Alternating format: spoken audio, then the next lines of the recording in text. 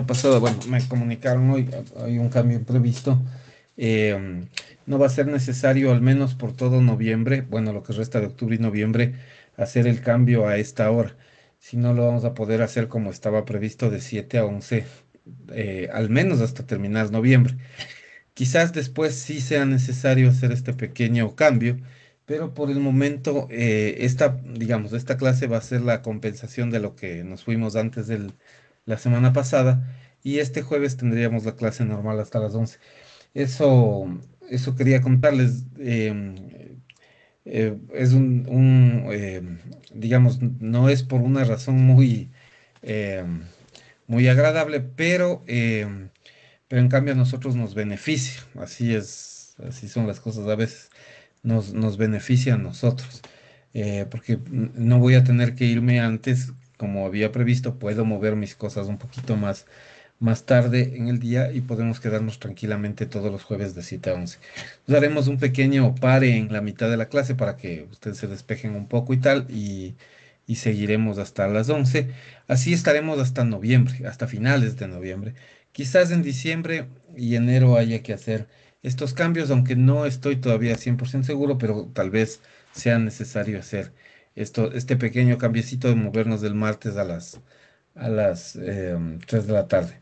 En todo caso, ahí ya no, digamos, ya todos, para que sigan con su planificación y puedan tranquilamente eh, seguir con sus temas, sus horarios y todo tranquilos, al menos como digo, hasta que termine noviembre. Bueno, eso les quería contar un poco. Entonces, el jueves tendríamos la clase normal hasta las 11.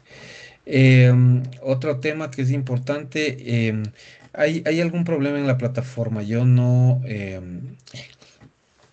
sé la verdad, qué pasó en la plataforma. Em, yo pude llegar a crear una pestaña, pero no pude cargar los documentos. Hasta ahora en la mañana estuve luchando por cargar los documentos, pero no es posible. Entonces yo les mandé al chat los dos libros, el uno, el de Díaz de Velasco, le pude reducir al máximo, eh, aunque sigue estando pesado, no es tan pesado como estaba, que superaba las 25 megas. Es un libro bastante más liviano, quizás perdió un poquito la calidad, pero sí se lee, o sea, sí se lee bien. Así es que ese documento lo tienen en el chat. Lo mismo el texto de Monroy Cabra, están los dos en el chat, ¿no? Recuerden que son los textos para la primera evaluación que tenemos este jueves que viene. Así es que por favor les rogaría que le den una lectura, ¿no?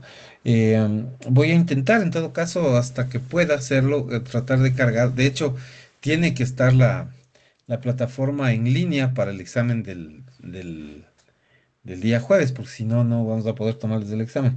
Yo voy a intentar quedarme hoy hasta la hora que sea para ver qué otro arreglo hay que hacerle. Ya me dieron ahí algunas instrucciones de lo que tengo que hacer, volver a grabar la plantilla, no sé qué, bueno, unas cosas técnicas ahí. Voy a intentar hacerlo hoy en la noche y ojalá todo, bueno, ya funcione, ¿no? Porque tengo un curso que ya, pero claro, no es repotenciado. No sé si el problema es con los repotenciados, pero el otro curso ya corrió. De hecho, tengo clases después de ustedes ahora mismo. Ya corrió y están los libros y se cargó todo. Así que no sé cuál es el problema. No sé si se grabó mal algún curso o alguna cosa cuando se cargó, pero eh, algún problema tuvieron con la plataforma virtual. No suele ser así, pero ahora ha habido un poco este inconveniente. Bueno, eso, eso solamente para comentarles. Y vamos a la clase de una sola vez porque solo tenemos 45 minutos y yo quiero tratar de terminar hasta la definición de derecho internacional público. Les voy a compartir mi pantalla, eh, apenas me aparezca.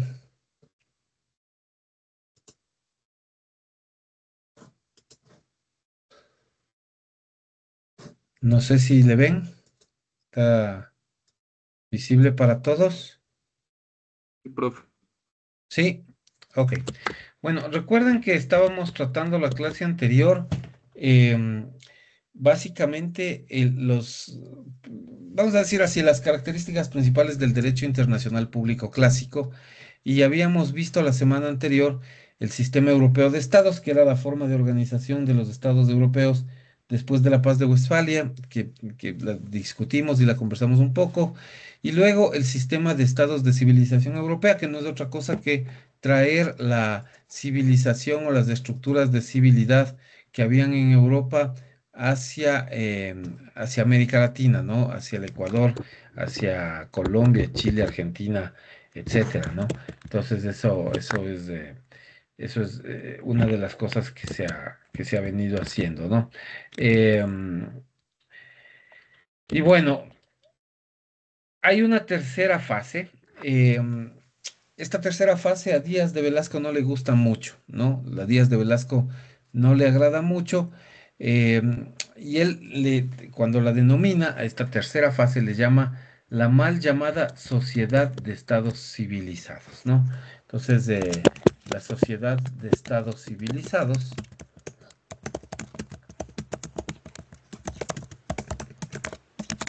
le dicen sociedad de estados civilizados, una enorme cantidad de autores, o sea, no es que solo a uno autor se le ocurrió, no.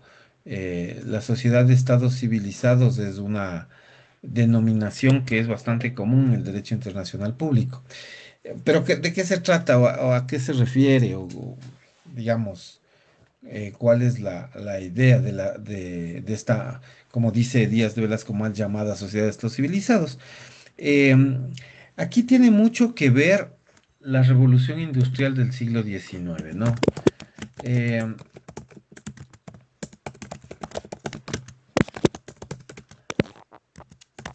o sea, en el siglo XIX empiezan a aparecer las máquinas.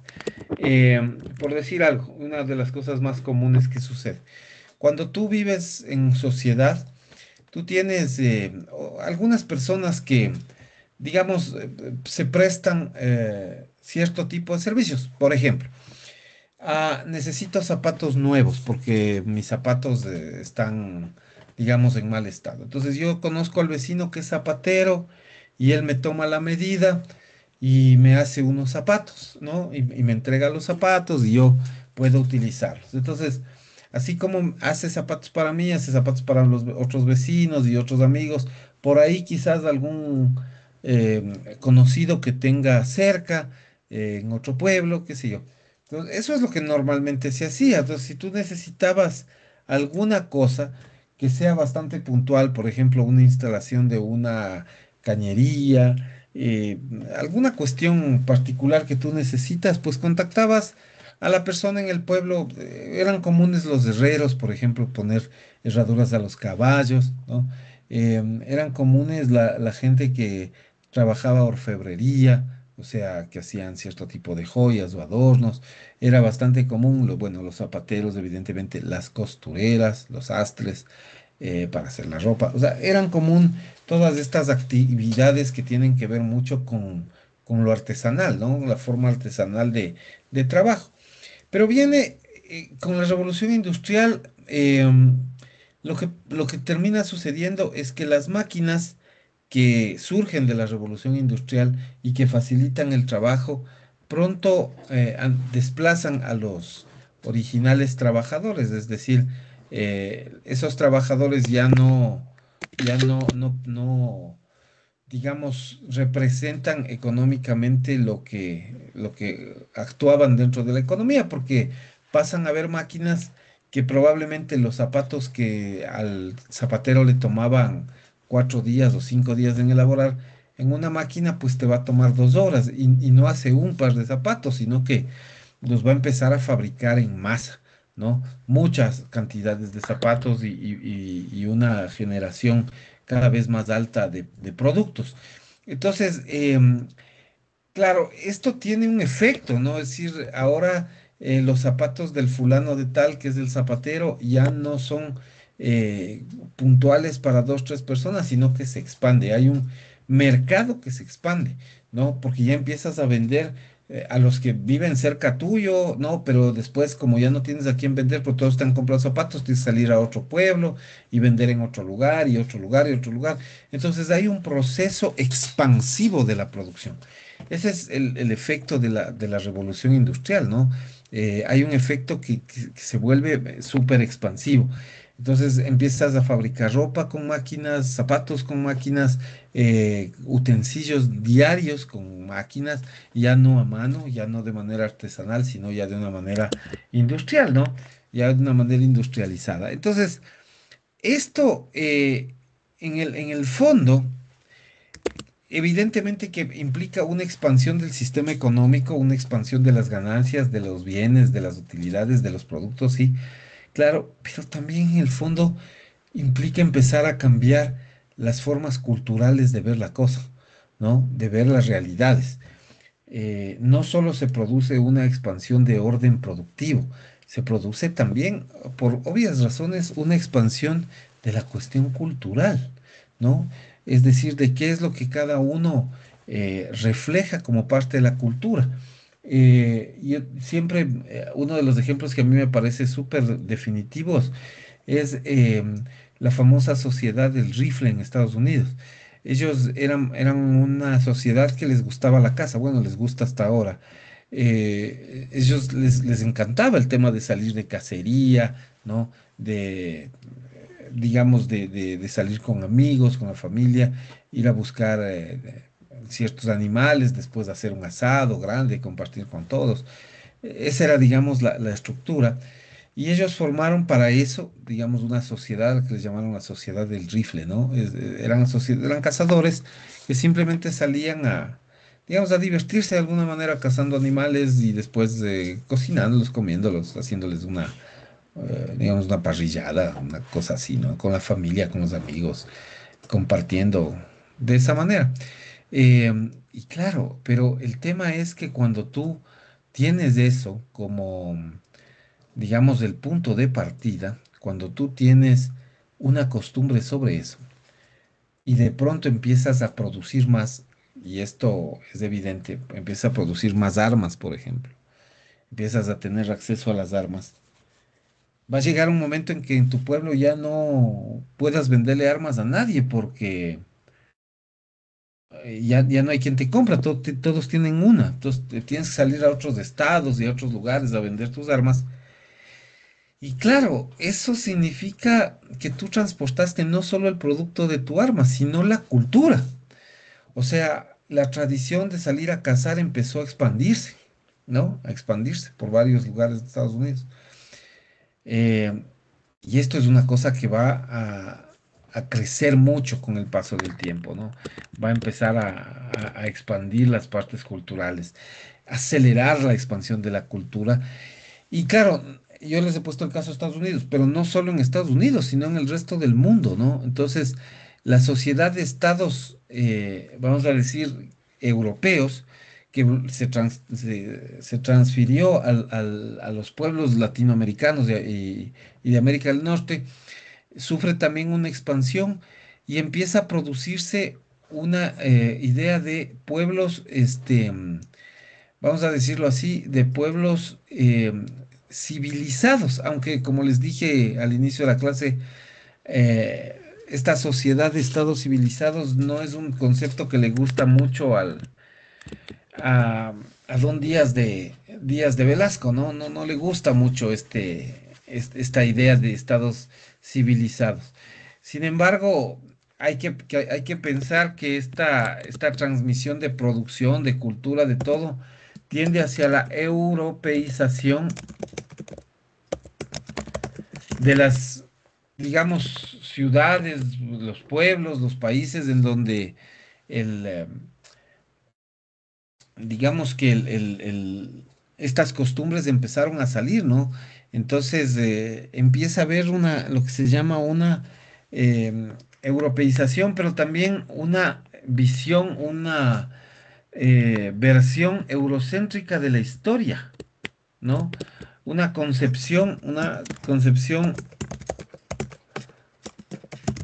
eurocéntrica de la historia. nosotros aquí en Latinoamérica lo notamos mucho porque, claro, la historia que te cuentan es una historia de los grandes conquistadores, ¿no? Del derecho colonial, de cómo se fue forjando. eh, pero es una historia, o sea, si ustedes la miran digamos, de manera objetiva, es una historia europeizada, es la historia española. Eso quizás también tiene que ver con el hecho de que los indígenas originarios de estas tierras no tenían una costumbre de escribir. Nosotros no guardamos escritos en quichua, por ejemplo, porque no, la tradición quichua era oral, no era escrita. La tradición europea sí era oral. Entonces muchos de los historiadores levantaron documentos escritos. Nuestra tradición, para bien o para mal, no era escrita, era oral. En cierta medida sigue siendo oral. O sea, sí, seguimos prefiriendo lo oral sobre lo escrito. Y la prueba más fehaciente que tenemos en nuestros días es que a nosotros, por ejemplo, y yo veo esto, ya es una opinión personal, pero yo veo esto como eh, los estudiantes prefieren una clase hablada, ¿no? Prefieren imágenes, prefieren que se les diga cosas a leerlas, ¿no? A leerlas en un libro. Y es una preferencia que está, como que diría yo, absolutamente generalizada. Hay esta idea, ¿no? Hay esta idea de una visión, digamos, oral, ¿no? A pesar de que la cultura europea ha trascendido en nuestra historia, en nuestros indígenas, en nuestros antepasados, de una manera prácticamente directa, ¿no? Entonces, lo que ha terminado siendo es una concepción eurocéntrica de la historia conforme a la que la humanidad extraeuropea, o sea, la que está fuera de Europa, giraba en torno a Europa, es decir, en torno a los criterios y pautas de la civilización occidental ya secularizada. Ideas como la democracia, crear un congreso o un parlamento, tener un sistema de gobierno. Eso durante el siglo XIX es prácticamente el seguir un patrón europeo, ¿no? Eh, en particular, algunos aspectos como la aceptación de los principios del derecho occidental, ¿no? Constituyen la condición inexcusable, dice Díaz de Velasco, ¿no? Para que cualquier poder extraeuropeo, o sea, que está fuera de Europa, que puede ser cualquiera de nuestros países, pudiera incorporarse a la familia de las naciones civilizadas, ¿no? Es decir, que se le establezca o se le reconozca como un sujeto del derecho internacional público, así como pasó, por ejemplo, con Turquía, que se unió a través del Tratado de París del 7 de marzo del 56 a esta gran ola europea, o Japón, ¿no? Que lo hizo también más tarde. Eh, También un poco con cierta gracia, escondiendo la idea de lo que había detrás, ¿no? De sus propias maneras de pensar y de su propia cultura. Los estados occidentales obviamente coadyuvaron para que la visión europeocentrista sea la más importante y sea la que cale hondo en los países latinoamericanos, ¿no? Esa era quizás una forma súper fuerte de garantizar este proceso colonizador. Ahora, claro, ¿qué es lo más trascendente de este proceso de expansión de la producción de la cultura? Eh, Pues básicamente a través de eso se estableció o se ratificó o se determinó la existencia de relaciones hegemónicas y dependencia entre la cultura occidental y otras culturas. Entonces, por ejemplo, a modo de ejemplo, plantea Díaz de Velasco, dice él que en China, ¿no es cierto?, en los llamados tratados desiguales que se impusieron a China, al Japón o a otros países asiáticos y africanos, eh, sobre todo en la conquista colonial, se levantaba un acta en la conferencia de Berlín que sirvió de marco político y jurídico para la colonización, por ejemplo, ¿no? Aquí tenemos una persona que quiere ingresar. Maite Martínez, ok. Y entonces, claro, como hay un intercambio brusco de cosas, ¿no? De transporte de cultura. Claro, si tú, y esto es una cosa que normalmente nos pasó a nosotros con los chinos, ¿no? Si a ti los chinos vienen y te traen el tabaco, nosotros aquí masticábamos hojas de coca para aguantar más tiempo la jornada. Pero si te traen hojas de tabaco para masticar o para fumarte, Hay más en la clase. por favor, No está viendo que por- la clase. me, algo me decían.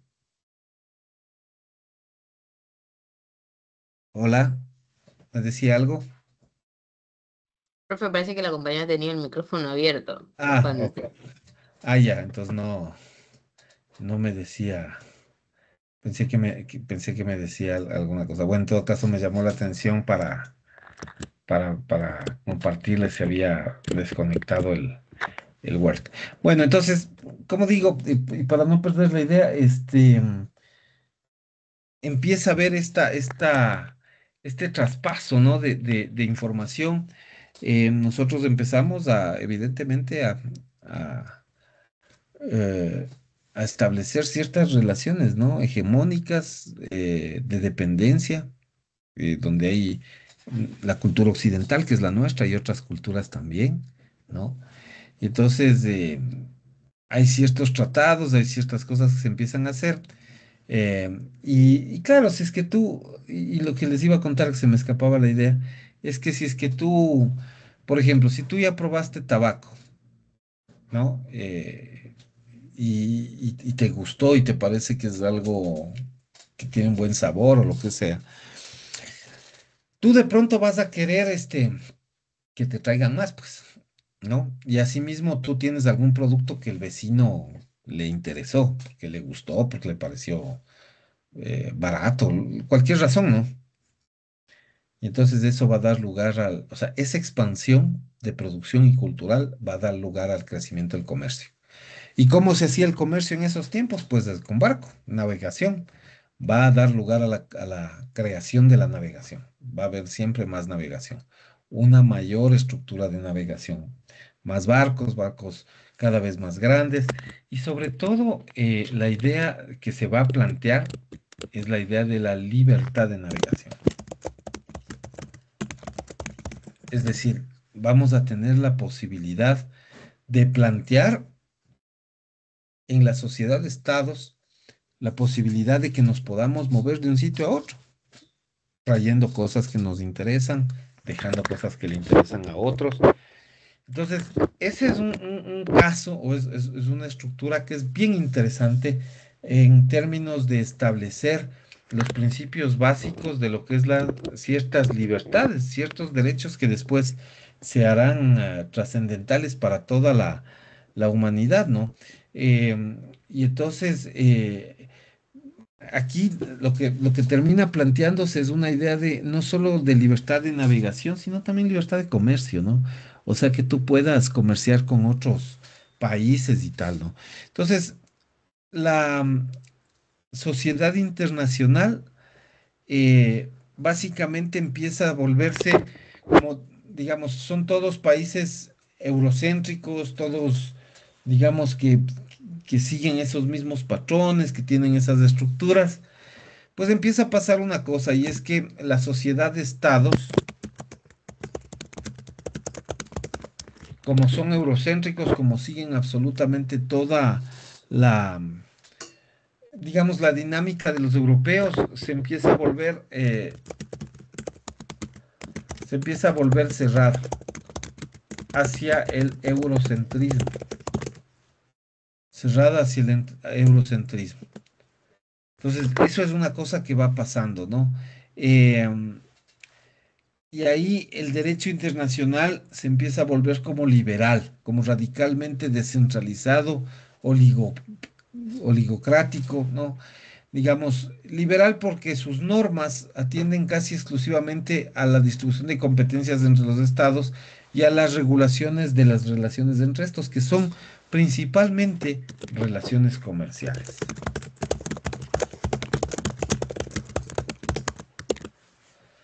Entonces se vuelven relaciones comerciales, ¿no es cierto? Y entonces hay la necesidad de que como son relaciones en las que uno da y otro recibe, unos dan dinero, otros entregan bienes, unos dan servicios, otros dinero. Y entonces, o sea, hay ese intercambio constante y se ha expandido el mercado. Entonces también surge la idea de tratar de fundamentar la, el concepto de, digamos, de la individualidad estatal, ¿no? De la individualidad, de la unicidad estatal. Y entonces nos surge este famosísimo concepto que ustedes lo han oído seguramente en Teoría General del Estado, ¿no es cierto? Que es esta idea asociada a que en el Estado va a tener que respetarse la soberanía. ¿Por qué? Porque se supone que están negociando, perdón, entre estados iguales. Yo sé que en la práctica esto puede sonar medio a retórica, ¿no? Y me van a decir, no, pero es que eso es mentira, profesor, ¿por qué? Porque Estados Unidos tiene una hegemonía, China tiene su hegemonía, Francia tiene su hegemonía, y entonces cuando entran a negociar con otros países, pues, Rusia tiene. claro, por supuesto, Rusia. Entonces cuando uno dice, bueno, eh, nosotros no estamos a ese nivel hegemónico, ¿no? Entonces, tienen fuerza todos estos países, claro, toditos ellos. La India mismo, en cierta medida, quizás un poco menos que el resto, pero también. Entonces me pueden decir, no, pues eso es mentira, eso no sucede, o sea, no hay estados iguales, ¿no? Y entonces, claro, el derecho internacional perdería la razón de ser, pues, si no hay cierta igualdad en los intercambios que existen. Entonces, claro, ese es quizás el punto de quiebre del derecho internacional público, ¿no?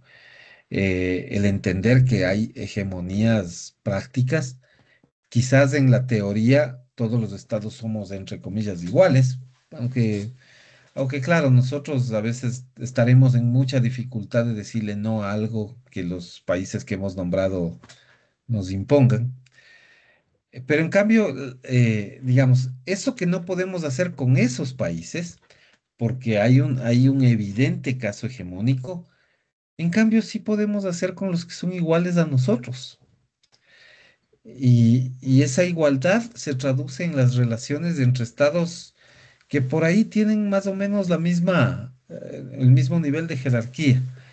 Entonces, para nosotros, por ejemplo, nuestros dos vecinos son países, Colombia y Perú, que por ahí están igual que nosotros en la práctica, o sea, están en las mismas condiciones.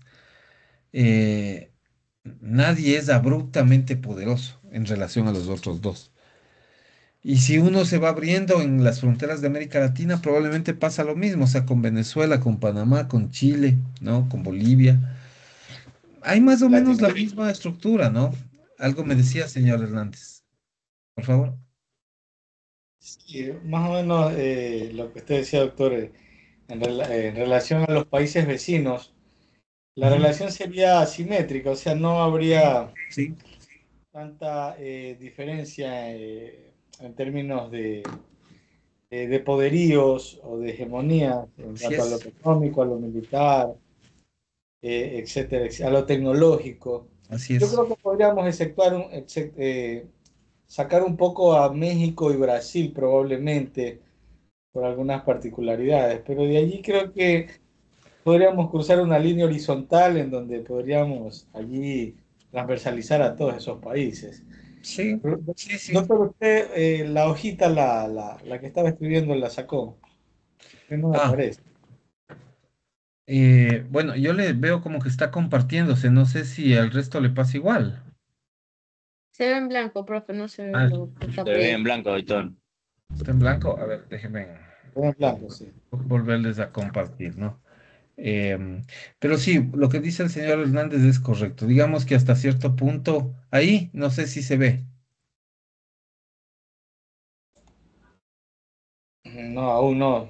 Aparecen sus iniciales. Eh, Eso es un tema que yo no sé cómo voy a hacer para arreglarle. Allí, doctor, allí. Listo, ya, perfecto.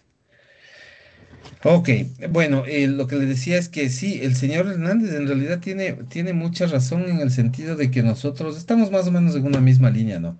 Pero les hago caer en cuenta de otra cosa. Así como nosotros estamos como en igualdad de condiciones, somos simétricos, que es una buena palabra que ha utilizado el señor Hernández. Hay ciertas simetrías. Estados Unidos y Rusia y China también tienen sus simetrías y están en condiciones de igualdad. De hecho, los países que forman parte del Consejo de Seguridad de las Naciones Unidas me parece que están en condiciones de igualdad, en condiciones de establecer negociaciones. Y ahí entonces el derecho internacional cobra sentido, porque efectivamente, si bien nosotros no podemos entrar a negociar bajo los mismos términos con estos países que por ABCD razones se encuentran en una posición hegemónica un poco mejor que la nuestra, eh, sí podemos entrar a negociar con los países que son pares nuestros, ¿no? Y la teoría del derecho internacional aterriza muy bien en eso. Y entonces, lo que pasa ya en la práctica, ¿no es cierto? Que es una afirmación directa de Díaz de Velasco, ¿no? Es que, claro, al tener esta soberanía nacional cada uno de los países, nosotros estamos de alguna manera ratificando la posibilidad de evitar la guerra, la posibilidad de vivir en paz, la posibilidad de guardar el tema de seguridad, que es lo que digamos, el mundo contemporáneo nos reclama, ¿no? Mantener esto de la soberanía, digamos, del poder que cada estado tiene, pero al mismo tiempo tener esa posibilidad flexible de negociar con los otros estados, que muy probablemente sí están a nuestro nivel, ¿no? Eh, Aquí van a aparecernos algunas características, ¿no? Entonces, la soberanía es una primera cosa que aparece, ¿no? Y entonces, como aparece la soberanía y como estamos eh, casi en igualdad de condiciones, diría, entonces aquí nos va a aparecer la idea de promover la paz,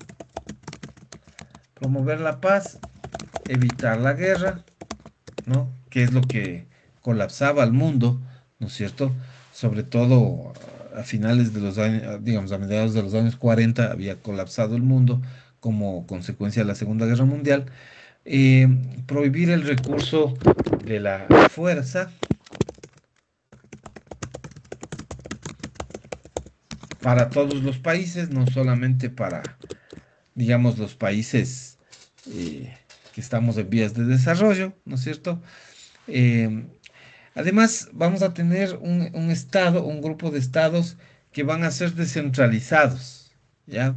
Eh, Va a haber una descentralización. Aquí quizás hay que ponerlo en contexto, ¿no? Estados descentralizados. Eh, Esta palabrita es una palabrita que aparece en derecho internacional, pero haciendo referencia a los estados. Eh, En el campo internacional, la ONU ha sido una pieza clave en el diseño de toda la estructura sociopolítica, ¿no? De los estados. Eh, y como ha sido ese gran pilar, pues muchos de los estados han nacido en el seno de las Naciones Unidas, ¿no? Han sido reconocidos por las Naciones Unidas.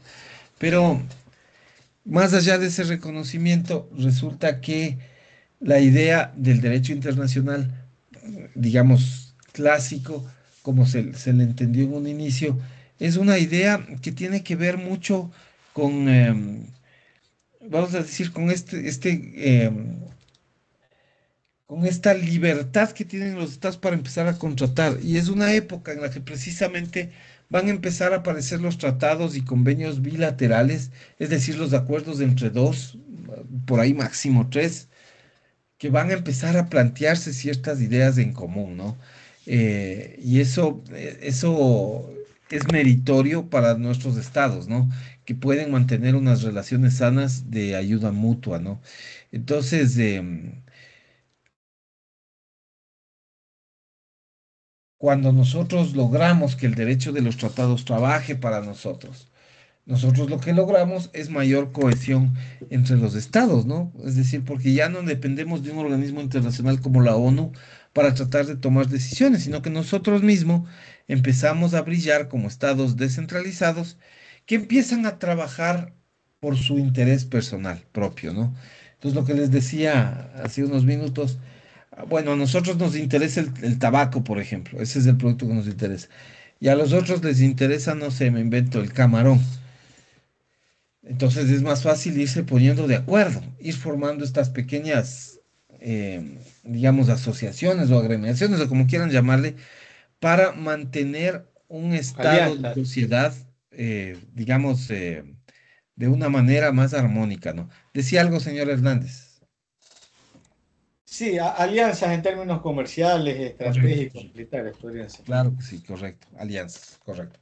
Eh, es correcto, ¿no? Y entonces así, con estas sociedades ya funcionando de una manera europeizada, este, digamos que empieza a funcionar de manera, eh, digamos, autónoma, ¿no? Nosotros empezamos a independizarnos. Recuerden en la etapa anterior que habíamos visto la semana pasada, ya estamos, en este momento estamos independientes, estamos ya siglo XIX, estamos en 1830, la creación del Ecuador. Otros países también ya están emancipados, digamos, de España. Estamos viviendo, no vamos a decir un matrimonio feliz entre todos, ¿no? Pero estamos teniendo, digamos, relaciones bilaterales, estamos comerciando, estamos haciendo cosas. eh, y los europeos, pues, ven que es necesario algún tipo de intervención de todos. Se crea la Liga de las Naciones, tienen un espacio de discusión. Todo va bien, todo va perfecto. En 1914 pasa algo extraño. Me matan a un archiduque en en en el Imperio Austrohúngaro y de pronto explota la guerra. Y en la guerra se meten todos los europeos. Y se meten a una guerra bastante gruesa, ¿no? Una guerra bastante complicada, ¿no? Se meten a a un embrollo de características impensables. Estalla la Primera Guerra Mundial, ¿no? Estalla la Primera Guerra Mundial. Y claro, deja un montón de damnificados de esa guerra, ¿no? Y cuando todo ya parece que se calma, ¿no? Viene la Gran Depresión en Estados Unidos, se caen los precios, seguimos nosotros tratando de producir a gran escala porque está la revolución industrial funcionando, todo va bien, todo parece perfecto nuevamente, estamos como tranquilos, seguros, todos se juraron, los europeos se juraron paz, entre ellos seguridad, todo va bien. Y en los años 40 eh, empieza la locura del amigo Adolf Hitler, que empieza a invadir, invade Polonia, ¿no? Lo hace primero digamos, asociado con Stalin, ruso, presidente ruso.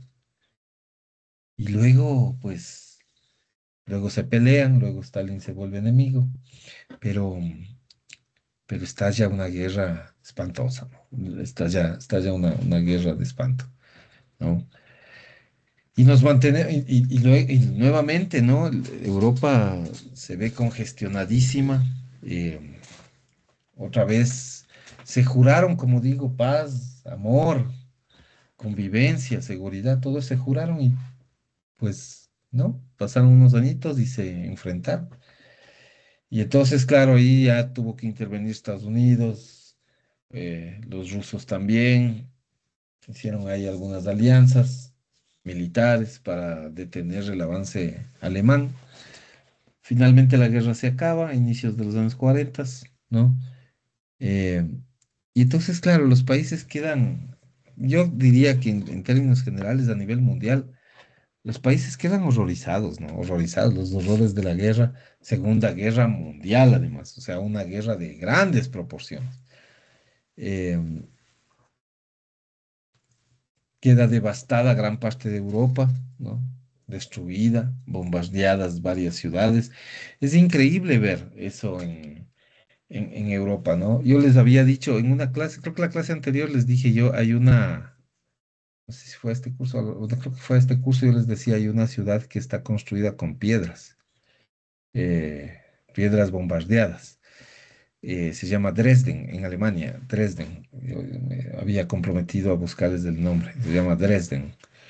Es una ciudad impresionante porque, o sea, fue devastada hasta las cenizas. Tienen unas fotos en la plaza central de la ciudad, eh, o sea, fotos de la época, los años 40, donde se ve una destrucción, pero de espanto. O sea, más o menos ahora están mostrando, por ejemplo, están saliendo las fotos de la Franja de Gaza, completamente molida, ¿no? O sea, devastado, todo así. Ellos tienen unas fotos, o sea, hay unas fotos donde se ve el nivel de destrucción que tenían. Y claro, ellos cuando decidieron reconstruir la ciudad, decidieron reconstruirla con las piedras quemadas de lo que les bombardearon. Entonces es una ciudad que tiene varios edificios públicos negros, negros de lo que se quemaron las piedras, o sea, usaron las mismas piedras de la... Claro, se ve hermoso eso, ¿no? Además, los alemanes son buenos para vender la parte turística, hay que reconocer que sí son buenos, entonces ahí le ponen unos focos, unos faros, se ve espectacular eso.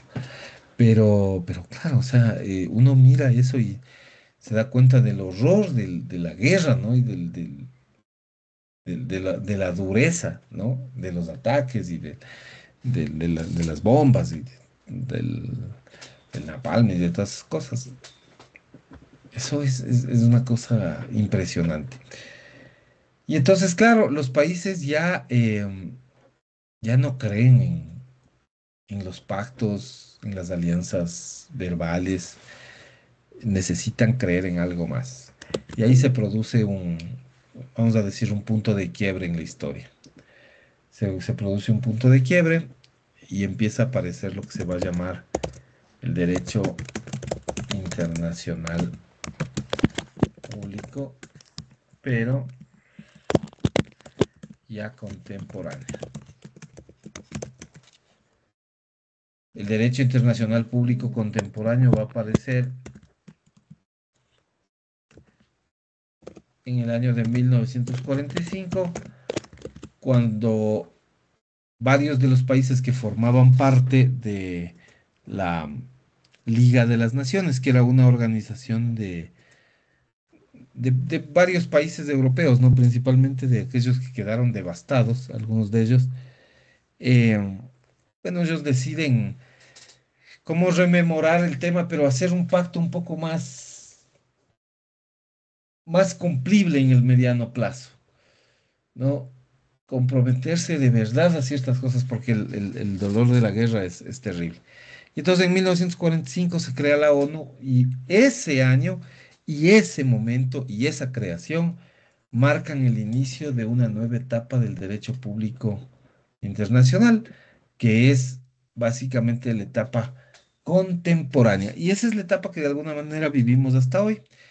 Esa etapa también tiene características, esa etapa también tiene una estructura, pero nosotros esta clase lamentablemente ya no alcanzamos a verla y la vamos a ver en la clase del día jueves, ¿no?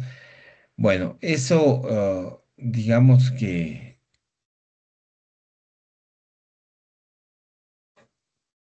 digamos, eso marca el inicio de todo este nuevo proceso.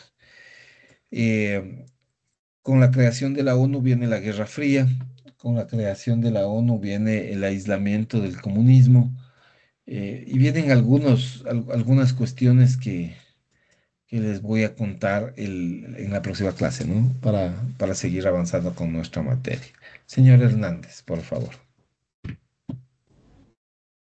Doctor, buenas tardes compañeros, a usted, bien, a todos. Doctor, realmente esta esta materia de derecho internacional público es diría yo, una oportunidad para poder... voy a apagar la cámara porque está un poco mal mi No hay servicio. problema. Me parece que es una oportunidad muy importante para poder entender por parte de nosotros, y quisiera, no sé si usted, dentro del dominio y entendimiento de la materia, nos pudiera tal vez más adelante o en su momento dado explicar un poco el porqué del orden mundial constituido orgánicamente en la ONU, y cómo estos países hegemónicos o potencias tienen la capacidad de poder tomar decisiones entre, creo que me parece, son 8 o 10 países, no más, que toman decisiones para atacar o no a otro. Entonces, todas estas dinámicas son interesantes porque realmente, a pesar de que en teoría todos los países son igual, todos los países pueden autodeterminarse y todos estos conceptos de soberanía, más allá de eso, creo que finalmente terminan prevaleciendo los intereses militares, políticos, económicos, religiosos, inclusive, y se termina bombardeando, se termina eh, pues invadiendo países, interviniendo y una serie de bloqueos y cosas. Entonces, ese tema me parecería importante dentro del marco del derecho poderlo entender, ¿no? Con su clase, doctor. Con mucho gusto. A ver, usted se está refiriendo en realidad al funcionamiento práctico del Consejo de Seguridad de las Naciones Sí, Unidas. sí, Y, sí. y bueno, es un a mí me parece que es un tema muy interesante. Yo lo voy a hacer, voy a prepararles una clase especial sobre eso, dado que hay interés en eso. Originalmente no está en el pensum, porque como les decía, esta clase tiene ciertas pinceladas de derecho internacional, pero por supuesto que si hay algún interés, y no solamente suyo, sino de todos los compañeros de ese tema u otros temas, siempre se pueden abordar. La ventaja de esto es que como hay material y hay material disponible, podemos chequearlo y revisarlo, sobre todo quizás en esas temáticas que son un poco más atractivas. eh, voy a tratar de buscarles documentos más audiovisuales, como para que ustedes tengan acceso. Digamos, sí es importante la parte de la lectura, es muy importante. De hecho, el documento de Díaz de Velasco es un documento bien importante que, que yo recomiendo esa lectura. No lo vemos todo, ¿no? Lastimosamente no alcanza el tiempo para verlo todo, pero bueno, ustedes lo tienen en digital y pueden dar una chequeada, porque además es una visión, al menos respecto a la ONU, más cercana, porque es una visión que está junto, ¿no? A los procesos que se dieron en Europa, pues está en España. Y entonces sí, con mucho gusto voy a buscar les voy a preparar una clase especial, quizás un par de horas, así podemos abordar el tema, como para, digamos, que ustedes sepan cuál es el funcionamiento del Consejo de Seguridad. Pues es interesantísimo. Incluso el Ecuador fue en el último Consejo de Seguridad miembro, porque hay un grupo de miembros permanentes y otros que rotan, ¿no? Y el Ecuador estuvo entre el grupo anterior de los miembros del Consejo de Seguridad, ¿no? Y tienen, claro, voz y voto. Y ya veremos cómo es que funciona y por qué es que algunas de las invasiones que se hacen no están avaladas en realidad por la ONU, porque siempre depende de la votación de los miembros. Entonces, algunas de las cosas que han pasado en el mundo son más arbitrarias que digamos, que estar acogidas a la voluntad del Consejo de Seguridad de las Naciones Unidas. Así es que, bueno, hay mucho por tratar y trabajar, ¿no? Bueno, eso, no sé si hay alguna otra inquietud, alguna otra pregunta. ¿Está claro todo para todos? ¿Listo? Claro, doctor, el día jueves. El día jueves, sí, les repito por si acaso.